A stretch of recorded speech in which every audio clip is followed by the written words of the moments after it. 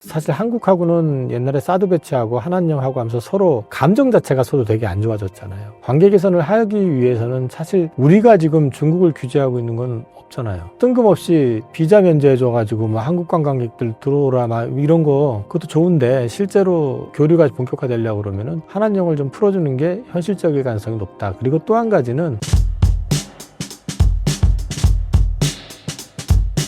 올해 유망하게 보시는 섹터를 2가지 소개해 주신다면요? 연초에 주가가 많이 올라버렸거든요. 그러니까 제가 올해 포트 구성을 할 때 제가 이제 고객님들한테 제시했던 게 엔터 업종, 조선 업종 비중 줄였다가 다시 이거는 봐도 될 것 같습니다 해서 이제 제시를 했고, 그 다음에 로봇, 제약, 바이오 여기까지는 똑같고요. 근데 이제 여기에 더해서 들어가는 게 LNG를 제가 이제 계속 말씀을 드렸고, 그 다음에 SMR, 원전, 조심스럽지만 태양광도 얘기를 하고 있습니다. 되게 많잖아요, 지금 말씀드린 게. 근데 지금 이 가운데서 제가 포트에 현재 가지고 있는 거는 엔터 가지고 있고요, 조선 가지고 있고요, LNG 가지고 있습니다. 그리고 SMR 쪽 가지고 있고, 제약 가지고 있고, 5개 섹터 지금 현재는 갖고 있어요. 근데 저는 이제 2개만 골라달라고 하면은 좀 애매한 게, 현재 시점에서는 제가 최근에 집중적으로 좀 트레이딩 내지는 매수를 했던 거는 LNG입니다. 그리고 바이오 쪽입니다. 근데 이거는 어차피 제가 작년까지 6개 섹터를 가지고 있었거든요. 반도체, 2차전지, 방산, 바이오, 조선, 그리고 뭐가 있었지? 갑자기 생각이 안 나는데 뭐 하여튼 6개가 있었는데, 그 중에서 저는 지금 사실 조심스러운데, 지금 우크라이나 이슈 때문에 조심스럽긴 하지만 방산은 일단 좀 뺐고요. 지금 현재 포지션에서 작년에 어떤 거가 들어간 게 엔터, 로봇, 그 다음에 LNG, SMR 요거 집어넣어놨고, 태양광을 조심스럽게 보고 있다. 그 정도 말씀드리고 있고, 최근에는 SMR하고 최근에 LNG를 많이 샀고요. 지금 시점에서 저보고 뭐 2개 골라달라고 그러면 오늘도 LNG 좀 더 산 게 있었고, 이달 말 기준에 조심스럽기는 한데요, 태양광 쪽이 동남아산에 대해서 관세가 부과가 확정이 되거든요. 그렇게 되면은 이제 태양광 쪽 업황이 조금 미국 쪽에서 살아나지 않을까? 그래서 태양광 조심스럽게 보고 있는 정도. 제약바이오는 뭐 오늘 좀 많이 오르긴 했는데, 이것도 계속해서 사서 모으다가 지금 3월 들어와서 첫날이잖아요. 오늘은 안 샀거든요, 지금. 그래서 그 정도 지금 말씀드릴 수 있을 것 같아요. LNG를 주목하고 있는 이유는 무엇인가요? 일단 LNG 같은 경우는 미국 프로젝트가 현재 양산하고 뭐 하고 있는 게 한 7개 진행하고 있는 게, 추가적으로 승인받아가지고 구체화하고 있는 게 한 5개에서 7개 정도 되거든요. 이쪽과 관련해가지고는 LNG를 갖다 캐내기 전에 기본 설비를 구축을 해야 되잖아요. 거기에 들어가는 피팅, 가스관 이런 것들이 당연히 좋아질 수밖에 없죠. LNG를 갖다 추출을 하는 게 전부 미국 내에서 소화되는 게 아니라, 지금 미국의 목적은 수출하는 데 목적이 있잖아요. 그러면 LNG 캐리어선이 또 필요할 거고요. 그래서 이제 이런 것들 관련해가지고 전체적인 어떤 섹터가 좋아질 것 같다. 여기에 더해가지고 트럼프 대통령이 그 알래스카 프로젝트 얘기를 했고, 이시바 총리가 가가지고 440억 달러 이상을 갖다 투자해서 참여하겠다고 그랬고, 오늘 기사가 났는데 우리나라도 거기에 긍정적으로 참여를 검토하겠다라는 기사가 나왔어요, 정부 쪽에서. 그러면은 그쪽과 관련되어 있는 섹터들은 당연히 주목을 받을 수밖에 없을 것 같아요. 그래서 이제 그쪽 관련된 주식을 저는 최근에 좀 계속해서 사고 있고 기대를 좀 하고 있는 부분이 있고요. 피팅 업체들 최근에 견적 수급 괜찮고요. 천연가스라고 얘기를 하는 게 낫겠네요. 그걸 직접 개발해본 회사가 있어요. 근데 국내에서 LNG 관련된 비즈니스를 하는 30대 그룹이 찾아봤는데요, 2개밖에 없어요. 그룹사로 말하면 SK하고요, 그 다음에 포스코, 그 정도 이제 계속 얘기를 하고 있고, 그 다음에 배 만드는 회사들은 다 LNG하고 관련이 돼 있는 회사들이니까, 한국조선해양 같은 경우도 밑에 삼호중공업, 현대중공업, 삼성중공업, 하나오션 다 LNG 캐리어 만들고, LNG 벙커링은 현대미포조선 뭐 이런 쪽에서 다 만드니까 이쪽은 어쨌든 다 관련이 될 수밖에 없다. 그러면은 조선주 같은 경우는 많이 올랐고 그래서 조정을 좀 받고 있잖아요. 근데 저는 조선주 쪽은 그냥 이걸로 끝날 것 같진 않아요. 더군다나 여기에 더해가지고 미국이 중국 선박에 대한 규제안을 발표했죠. 유튜브니까 얘기하지만 정말 무식하게 때린 거잖아요. 중국 해운사가 입항하면은 100만 불. 이건 말이 돼요. 그럴 수 있다고 생각해요. 근데 지금 해운사들, 전 세계 해운사들 대상으로 해가지고, 자, 중국에서 만든 배 비중이 50% 이상 되는 해운사 손들어봐. 손 딱 들면은 니네는 100만 불. 25%에서 50% 사이 손들어? 니는 75만 불. 이런 식으로 또 더 재밌는 건, 앞으로 2년 내에 발주 낸 거 기준으로 해서 50% 이상 손들어, 25% 이상 손들어, 얼마. 그 얘기는 무슨 얘기냐면 발주 내지 말라는 얘기잖아요. 그럼 그 발주 안 내면 걔네들은 어디다 발주하겠어요? 사실 이거는 우리를 도와주려고 하는 목적은 아니고, 즉 미 해군이 지금 전함 기준으로 봤을 때 이미 숫자는 역정이 됐고, 이게 시간이 지나면 갈수록 점점 커지게 되는데, 그 해군의 전력의 문제를 놓고 그 전력의 베이스가 되는 건 결국은 조선소거든요. 미국도 뭐 전함 만드는 거 다 조선소에서 만드는 건데, 미국 조선소들이 지금 다 다 어려워지다 보니까 지금 만들지 못하고 있는 거지. 근데 지금 전 세계 배 시장의 50%, 70%를 갖다 지금 중국이 장악하고 있으니까 걔네들을 갖다 누르려고 그러면은 그 조선소를 갖다가 몇 개를 없애게끔 강제를 해야 되잖아요. 그러니까 그 목적이 우선이라고 봐야 돼요. 우리 도와주려고 하는 건 아니고. 그리고 두 번째는 미국에서 생산되는 배가 얼마 이상 들어가야 된다. 이제 또 규정이 있어요. 그리고 이제 무슨 수수료 면제시켜준다 이런 것도 있고. 그 얘기는 우리나라나 일본 조선업체들한테 들어와서 배 만들어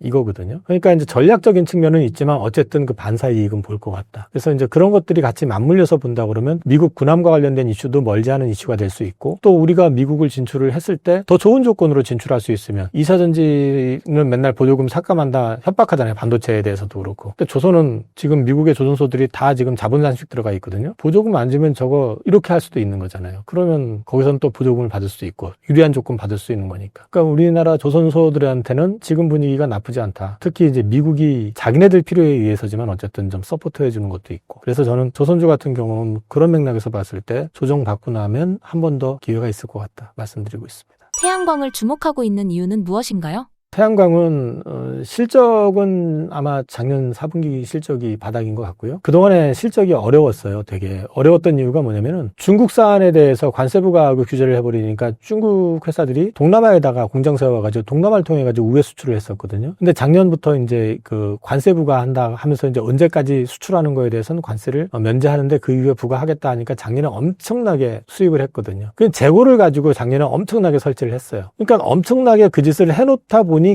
거기서 일을 하고 있는 장사를 하고 있는 한국의 하나큐셀이나 이런 애들이 실적이 좋을 수가 없죠. 근데 이 재고가 무한정 쌓아놓는 게 아니잖아요. 그러니까 이제 그 재고가 이제 줄어들기 시작하니까 모듈 가격, 패널 가격이 오르기 시작하고 있고. 그 다음에 이제 중국에서도 동남아 쪽에서 이제 이걸 차단을 하려고 하다 보니까 중국 내부에서도 구조조정이 일어나고 있고 동남아 공장을 실제로 폐쇄하는 회사들도 생기기 시작하고 있고. 근데 지금 현재 시장 예상대로 만약에 한 140% 내외의 관세를 부과한다면은 동남아에서 수출해가지고는 답이 안 나와요. 그러면은 이제 현지에서 직접 제작해서 판매하고 있는 기업들, 그런 기업들한테는 기회가 될 수도 있다. 그런 맥락에서 이제 말씀을 드리는 거고. 최근에 수급을 보면은 하나솔루션이라든지 HD 현대 에너지 솔루션, OCI 홀딩스 이런 회사들 수급을 보시면 연기금 쪽 수급이 좀 들어와요. 계속해서 들어오고 있다라는 게 이제 바닥 시그널은 어느 정도 보여준 거 아니냐. 근데 문제는 개인적으로는 아주 매력적인 섹터라고 생각은 안 들어요. 그냥 바닥 시그널 여기서 한번 기회는 있을 것 같기는 한데 그래서 이제 앞서도 제가 태양광은 넣어놓고 조금 주저하듯이 말씀을 드렸던 게 이제 그런 측면이고요. 그럼에도 불구하고 태양광이 여기서 바닥만 확인되면 그래도 하방 리스크는 좀 제한되면서 위를 좀 열어볼 수 있지 않을까 기대하고 있는 정도입니다. 최근 한안령 분위기가 좋은 것 같은데 어떻게 보고 계신가요?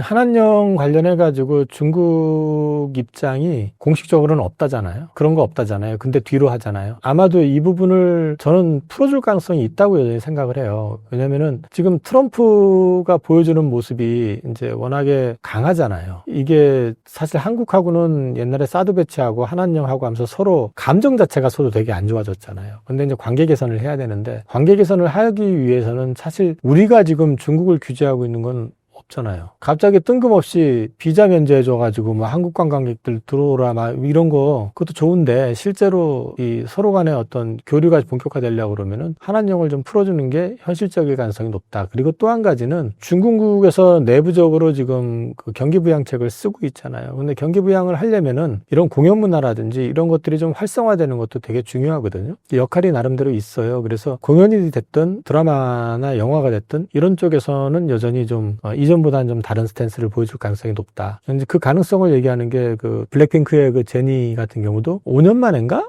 그 중국 팬들하고 소통하는 그 SNS 거기다 인사하면서 이제 곧 찾아뵙겠다라는 뉘앙스의 인사를 했고 그리고 이제 언더그라운드 가수 쪽 관련해가지고 중국에서도 실제로 좀 이렇게 한국 쪽에 문의가 들어온다는 거였거든요. 그러니까 빅네임들을 지금 끌고 들어오기에는 보는 시선들이 너무 크기 때문에 그걸 일시에 하기는 좀 어려울 것 같고 언더그라운드 가수들 쪽으로 해가지고는 공연 쪽에 대한 기대감이 좀 커지고 있는 부분이 있고 작년 연말 올 구정 전후해가지고 중국에서 그 공연한 거 보면은 한류 공연을 했어요. 근데 한국 노래를 중국 가수들이 불러가지고 이제 그런 것들을 하는 것 자체가 이제 그 가능성을 좀 열어준 거 아니냐 저는 이제 그렇게 보고 있거든요. 그래서 이거는 좀 현실적으로 에이펙 정상회담 때 실제로 시진핑이 방한할 가능성도 있다고 보기 때문에 다음에 누가 대통령이 되든 이제 그런 부분들까지 놓고 봤을 때는 충분히 가능성이 있다고 저는 보고 있기 때문에 기대하고 있습니다. 요즘 엔터주는 어떻게 보고 계신가요?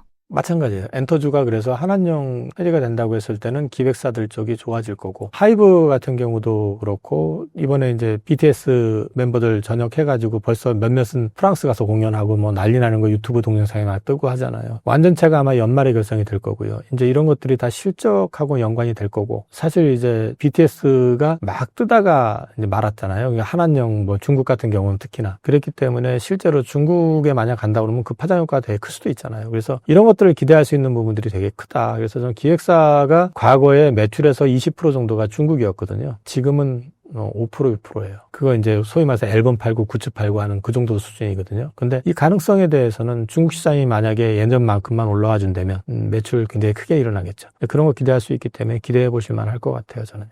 신사임당 구독자분들께 한마디 부탁드립니다. 이런저런 섹터에 대해서도 많이 말씀을 드렸고, 그 다음에 이제 여러 가지 말씀을 드렸지만, 지금 3월 시작 자체가 좋지 않습니다. 이럴 때는 이제 리스크 관리를 먼저 염두에 두시고, 욕심을 내시는 것보다는 내가 보유하고 있는 종목들에 대해서 다시 한번 점검을 해보시고, 이걸 끌고 갈 수 있는 종목인지 아닌지를 좀 고민해 보실 필요가 있을 것 같고요. 그 다음에 이제 제가 한 가지만 더 말씀을 드린다 그러면, 저는 장기 투자를 결정을 하고, 또는 중기 투자를 결정을 하더라도, 일단 제 1의 조건은 먼저 이 산업 자체가 올해 좋아지는 쪽인지 그걸 먼저 확인을 하거든요. 그런 맥락에서 제가 아까 8개 섹터를 말씀을 드리면서도 제가 지금 좀 끌고 가려고 지금 마음 먹고 있는 섹터는 제약바이오 같은 경우, 그 다음에 이제 조선 같은 경우도 다시 모아갈 생각을 지금 하고 있는 거고요. 엔터 같은 경우도 지금 작년 연말 연초에 사가지고 그냥 유지하고 있는 정도. 한한령 풀린다고 그러면 전 기회가 있을 거라고 보기 때문에. 그리고 지금 조심스러운데 LNG하고 SMR 역시도 마찬가지로 조금 기대는 하고 있거든요. 그러니까 이런 말씀을 드리는 게 길게 끌고 갈 종목이냐 아니면 어느 정도 선에서 잘라갈 종목이냐를 결정할 때는 업황에 대한 고민을 먼저 하셔야 된다라는 거. 2차전지 관련해 가지고는 아주 길게 보면은 무궁무진하게 시장은 있지만 당장에 보여지는 부분들 또는 특히나 이제 미 정부의 규제 이런 이슈들이 있기 때문에 이게 지금 블럭이 좀 걸릴 수가 있거든요. 그래서 그런 부분들보다는 그런 규제라든지 이런 쪽에서 상대적으로 자유로운 쪽 섹터가 우선적으로 투자의 고려 대상이 돼야 될 것 같고요. 2차전지 같은 경우는 앞서 말씀드린 것처럼 불안해하는 부분들, 시장에서 걱정하는 부분들이 차라리 어느 정도 범위인지 결정이 돼버리면 그걸 가지고 판단을 할 수가 있을 것 같아요. 그때는 오히려 좀 쉬워질 수가 있는데 여전히 찝찝함이 남아있잖아요. 트럼프 옆에 일론 머스크가 중국 애들 끌고 들어오는 거 아니야? 트럼프가 계속해가지고 막 규제 얘기를 하는데 이게 언제까지 갈 거지?